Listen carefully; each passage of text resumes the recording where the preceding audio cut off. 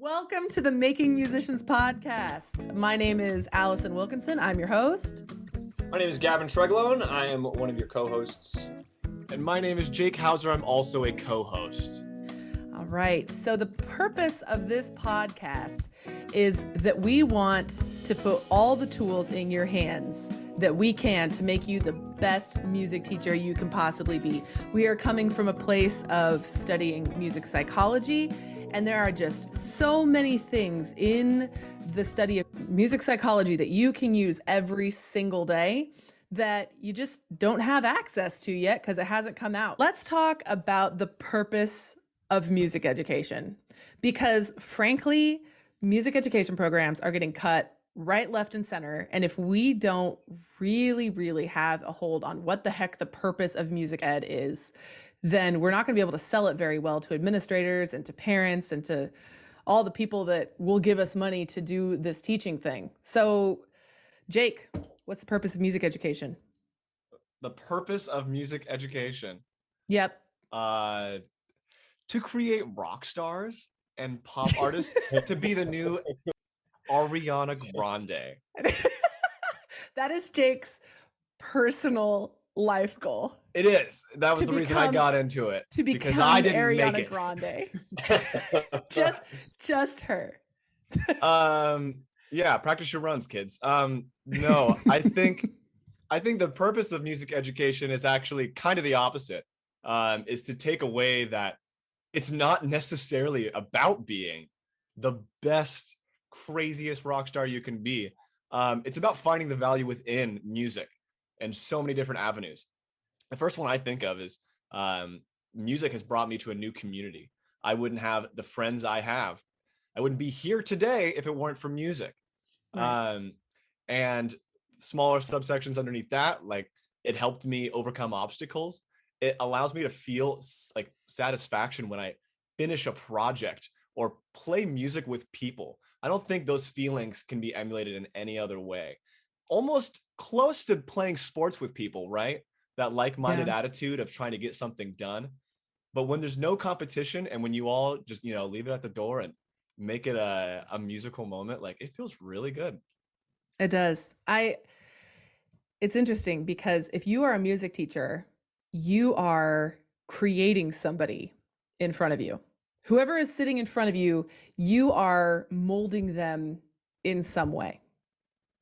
And actually, you don't even have a choice really about whether you're molding them. So if you're a good music teacher, then you are going to create people who have access to all of that community, who can be brave, because it takes a lot of bravery to be like, hey, here's my music. You have, you're building people who can be curious, because you have to have some form of curiosity to go, I wonder what would happen if I do this. You have to be confident.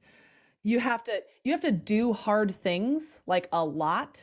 You have to do things that you feel like you can't do with no shortcuts, which is why 60% of medical doctors are classically trained musicians. Yeah. Like you just are building people from the ground up. Talk about Whiplash, because you love them. Well, I don't necessarily love that movie, but yeah, Whiplash is, I think it displays a lot of trends that are happening in music education. Yeah. So pause. What is Whiplash? Just in case people haven't seen it. Whiplash is a movie based on a student who attends a jazz school in New York, where jazz is the most competitive field in New York for musicians. It's if you're playing clubs in New York, then you kind of made it in the jazz scene. But it is truly competitive. If you play a wrong note and someone hears it, you might not get the call the next day.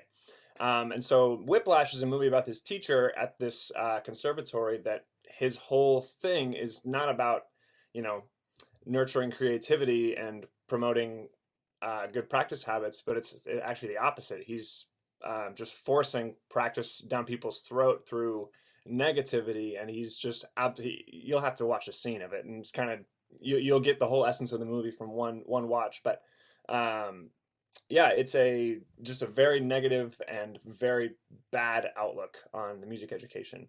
Yeah. What do you think of that, Jake? Well, I haven't seen it, but Really? I have seen the ending scene.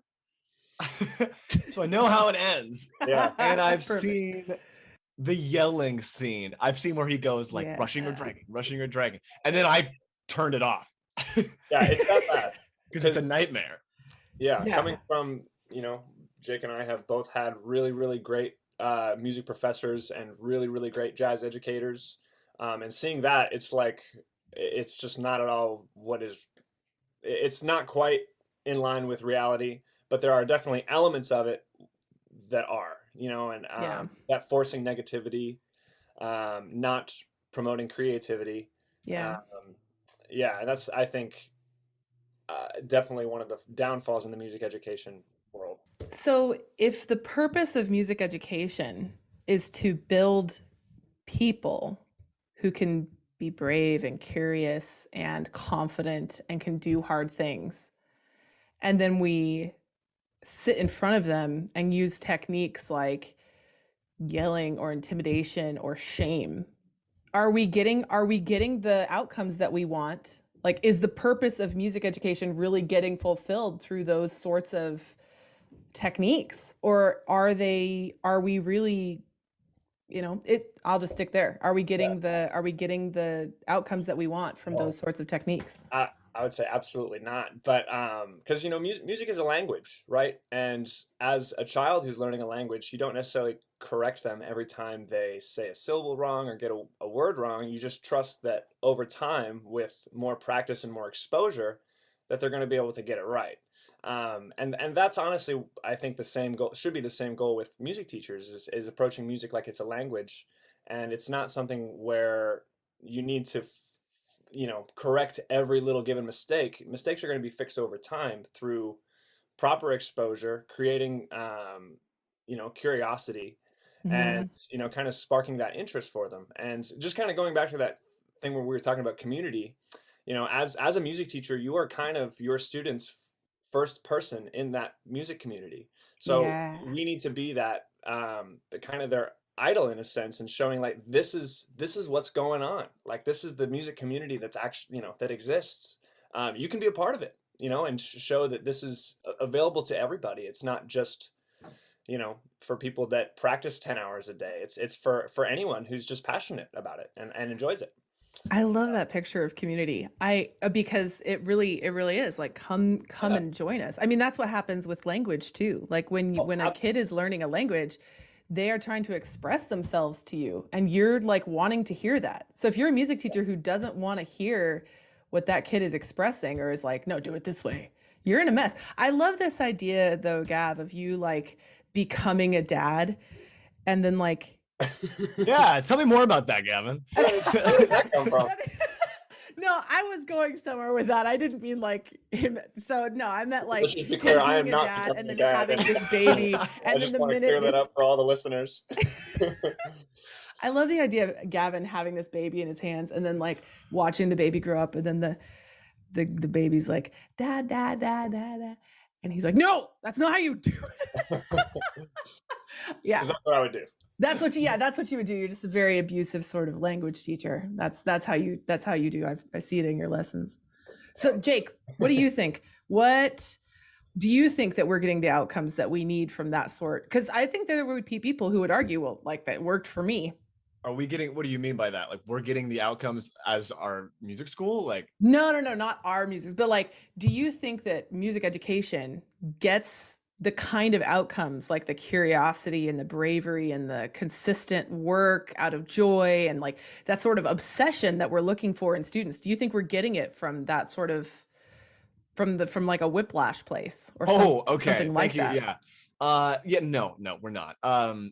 If you show up to your lesson or your music classroom and you want to get the notes right, because if you don't, there's a consequence that's not your own feelings, like that, there is a huge red flag there, right? Yeah. If your goal of like success and accuracy in the music is because it feels good, or because, I don't know, like it sounds better, Yeah. then that's a great thing. But if there's a person in the way of that, like, I don't think it's too hard to get out of the way, you know, but maybe you don't always see it, right? Well, tell me about that. What does it look like to get out of the way of somebody who's learning music? For example, you got to find out in a lesson if your kid has practiced that week. Most of the time you can kind of tell just by the look on their face.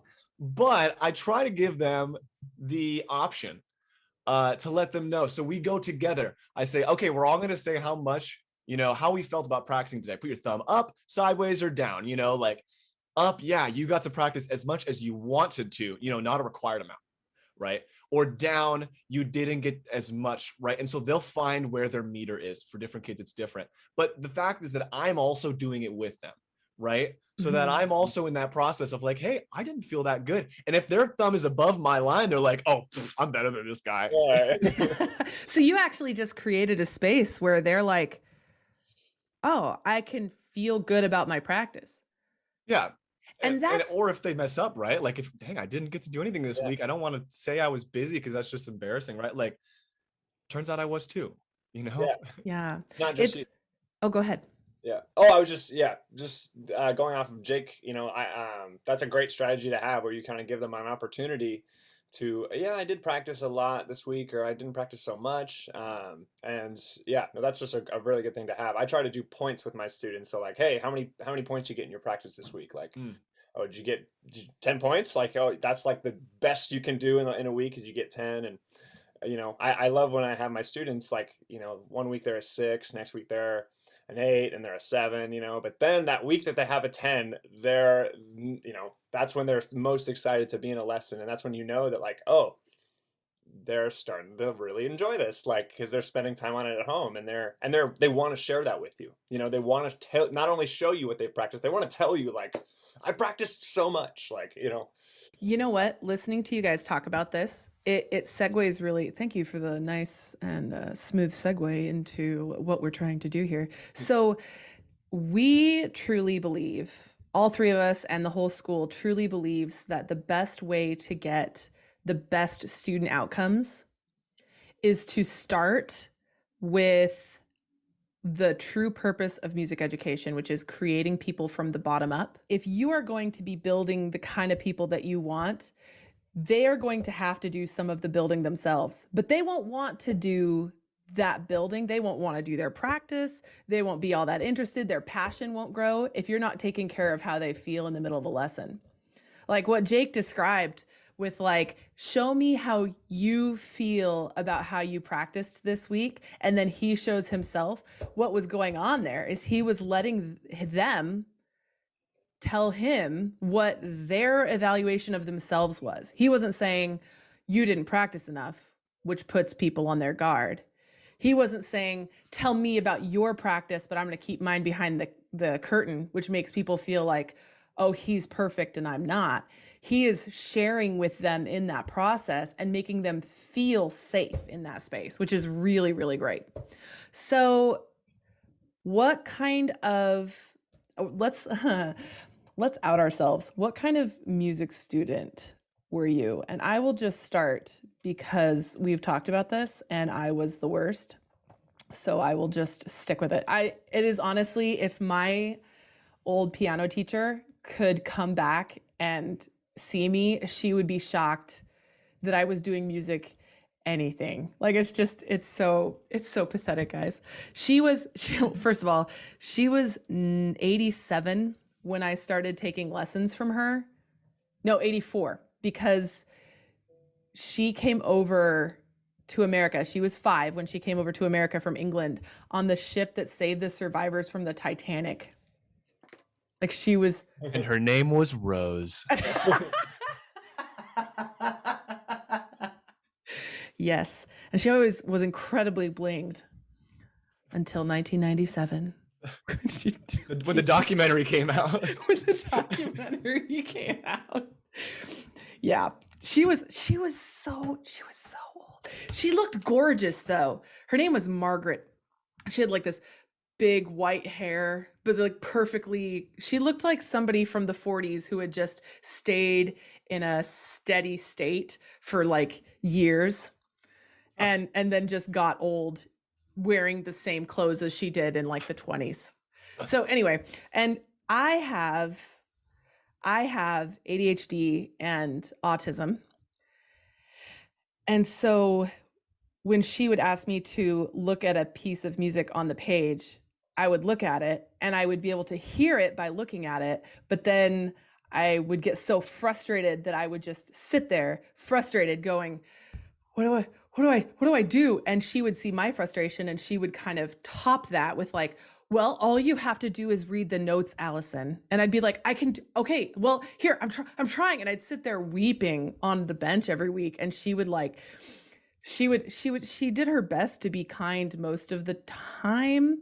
Like she had this chart up on the wall with stars for if you did a good lesson. Oh.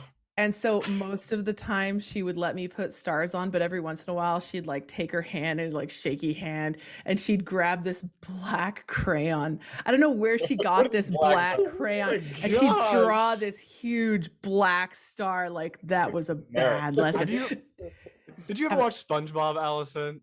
I'm just a question. I mean, I have not recently, Jake. Why do you ask? I don't know. 'Cause there's something about, I don't know, the people that are like 3 years younger and 3 years older than me that I can probably reference any SpongeBob episode and they know exactly what I'm talking about. But I won't go into detail. Just something happens to him that is just like that. That is just like the star off with, you know, when they get a demerit. So, have you seen School of Rock? Yeah, yeah. Same thing. What are these little black dots here? Yeah, it was the worst too because it was a public chart. Oh, it was like she kept it on her wall and she just listed her students down the line. And you could be like, and she'd be like, see, Charlie did all her practice. But yeah, I was like, I hated piano lessons. I hated it so much. And I was just a terrible, like because it felt so bad, because I knew, like I walked in that door and I was like, well, this is gonna suck. So every single time I just made it worse and worse. I was the worst. But yeah. And Gavin was like a star pupil. Gavin was the kind of person who would have stars like all the way across. And I'd just be like, I hate Gavin. Tell me your story, Gav. Oh, well, my guitar instructor didn't use stars or demerits. He actually had a sweet collection of old school records on his wall. And that like got me into records. But yeah, my guitar teacher was a guitar player from Everclear, Davey French. And he was awesome. He definitely didn't go through the kind of conventional path of learning music. You know, he was self-taught. And his way of kind of learning was just listening to records, transcribing what he heard on the records and kind of going from there. And then by the time he was 18, he was playing in bands and playing in clubs and eventually got a gig in Everclear. And he's been their guitar player for a long time. And so it's really hard for me to hear you talk about him and not go like in my head to refrain from going, boom, boom, boom, boom, father of mine, you know, but that's a jerk move. AM radio, that's another classic one. There's a lot. They got a lot of good tunes. They do actually have a lot of good tunes. Okay, but you like when you came to your lessons, you were just kind of naturally obsessed. Well, I practiced a lot. I was definitely, I think, obsessed. My parents had to kick me out of the house to go outside every once in a while and remind me to do my homework. But I just was really, honestly, not only obsessed about music, but just like really passionate about the guitar. I remember as a kid, I would like go on to guitarcenter.com and just like look at all this gear and trying to learn more about it and like make like a dream cart of like $1 million worth of guitars and like, you know. But I just was really, really passionate about it. And when I got into rock music, that was kind of a vessel for me to, you know, take that passion somewhere. And, yeah, so I practiced a good amount as a kid and I would go in really, really excited for my lessons because I would always try to, you know, kind of go above and beyond with what was expected of me. And do you think that's normal for students to have that sort of like, upfront obsession with the instrument? I think it depends on the student, but I've seen that before all the time, and it's really cool to see. I think one thing that helps with that is to kind of this isn't, again, this doesn't happen with every student, of course, and that's totally, I think, normal. Yeah. But some students can get that excited about something and kind of get that into it. And if you show your excitement, it's just kind of chip off onto your student. But yeah, and so yeah. Jake, do you find that you get that sort of obsessive student very often? No, I don't. I don't. But also, piano's not as cool as guitar, so Fair enough. Yeah. Hey, get off. No, You can just just leave. Piano's cool. Yeah. That's funny because maybe it is a guitar thing. I hadn't really thought about it, but I don't like, usually the people who walk in my studio doors are not immediately obsessed. I mean, or maybe it's me.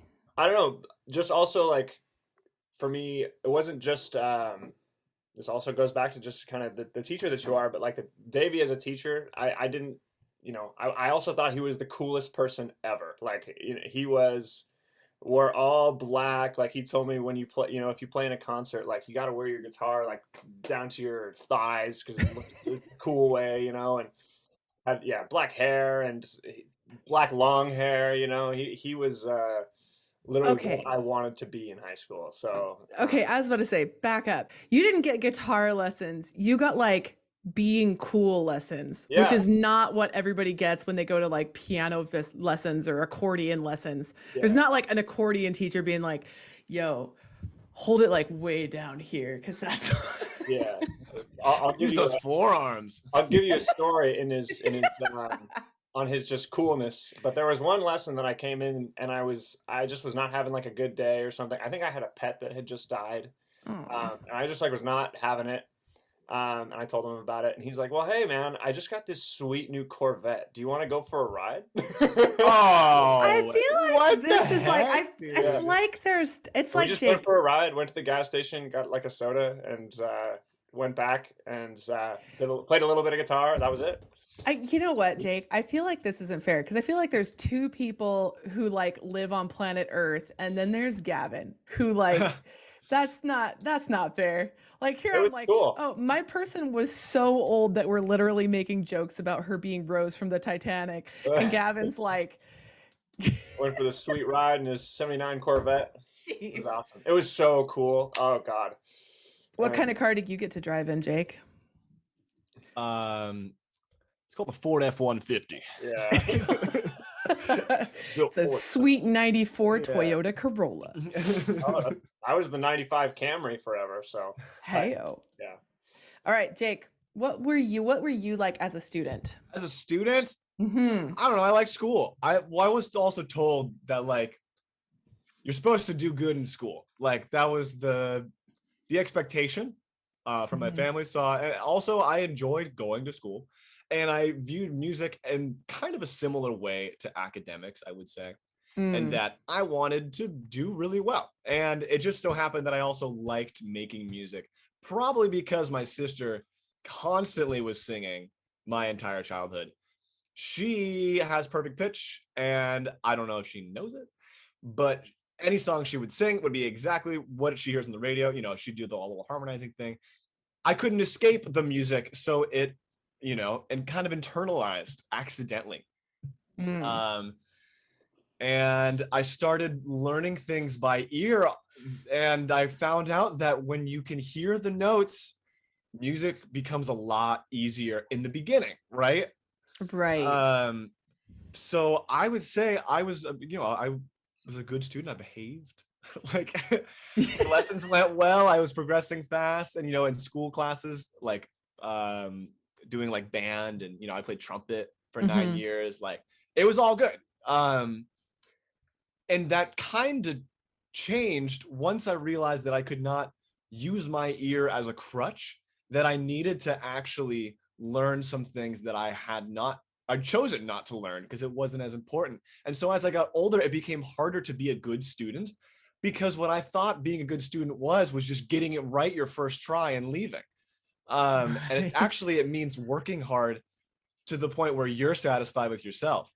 And so, music school and college turned out to be a bit of a challenge, but we got through it, you know? Um, yeah, I mean, I purposely chose a composition major to fill in those gaps that I was missing Yeah. in theory and like understanding classical music, right? Like, why does it sound this way? So that's a little bit of an overview of my life as a student. Thank you for watching.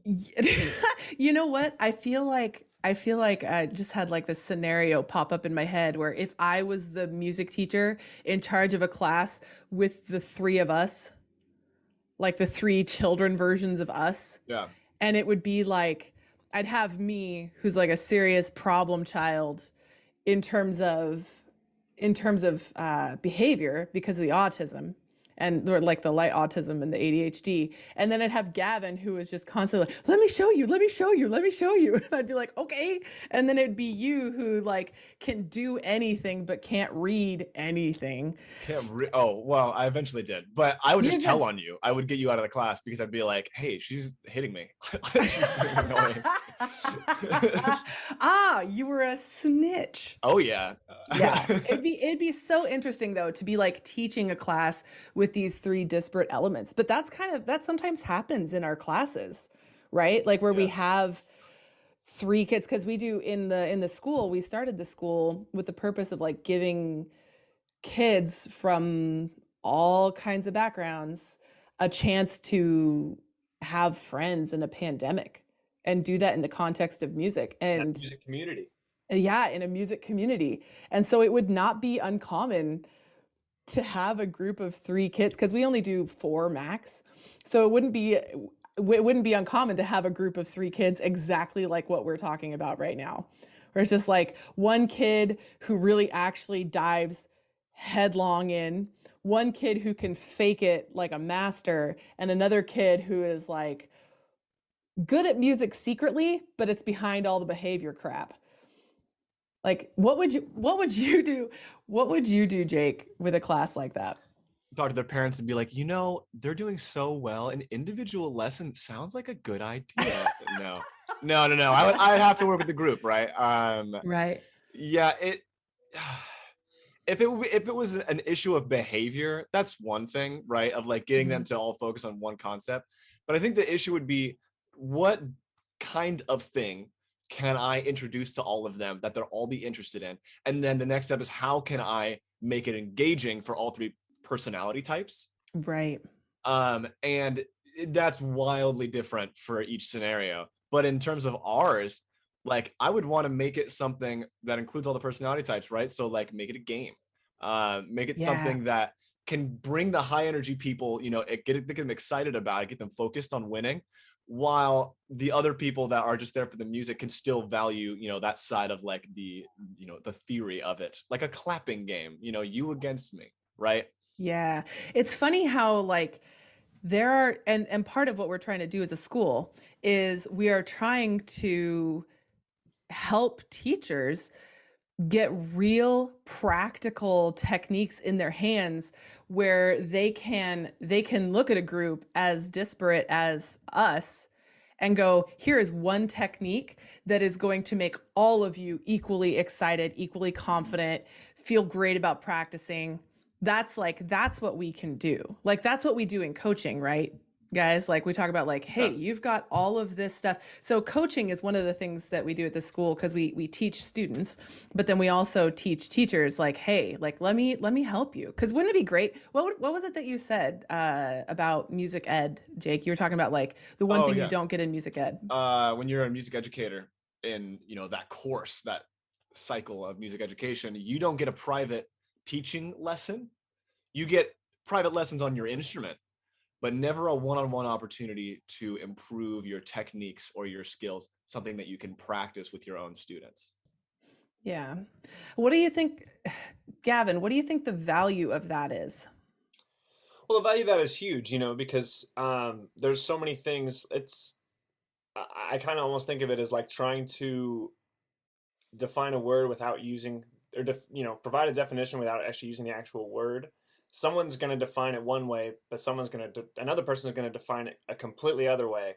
And ultimately they mean the same thing, but you might look at it a little bit differently. So, and just that process of maybe communicating things to a student, having another person watch how you're communicating and how your techniques are coming across is a really, really, I think, just viable resource to show your growth as a teacher. And to just kind of get, affirmation that what you're doing with your students is actually going to benefit them in the long run. Because, there are ways to kind of get short-term gains with your students, but those are not necessarily techniques that are going to benefit them in the long run. So kind of just going back and checking on those with someone has experience teaching. This is great for new teachers who are just getting started and trying to learn some techniques and strategies, whether it be groups or private lessons. I think it's a super, super helpful resource for teachers and for students, because better teachers make better students. I think it's also true. It's interesting because I actually have a bunch of teachers. I mean, Gavin, you're a pretty seasoned teacher, and I also have teachers who are other seasoned teachers who are like, I just didn't know that thing. Like, one of the things we'll talk about in a podcast coming up is actually how the brain functions and what the parts of the brain are, and why knowing that is really important. And I remember I have a friend in Virginia who's like, why didn't anyone tell me this in music school? I was like, well, probably because it's one of those things that is pretty new scientifically, and new science stuff doesn't tend to trickle down into the practical for decades. But then also just because that would be something that would come up in like a private teaching lesson, because playing an instrument is its own skill. Teaching that instrument is a completely different skill that you have to work on. Hey, thank you so much for joining us for the Making Musicians podcast. I would like to invite you to partner with us in our mission to revolutionize the music education industry. If you want to join our teaching staff, join a coaching group to improve your teaching skills, or just sign up one of your students, visit our website at www.iamschoolofmusic.com. Be sure to connect with us on our social media accounts at I Am School of Music on Instagram and Facebook. And for an in-depth look at how to become that teacher, order my book, Making Musicians, at www.iamschoolofmusic.com/book. Smash that like button. And don't forget to subscribe. Subscribe. Ring that bell. Make sure you get notifications.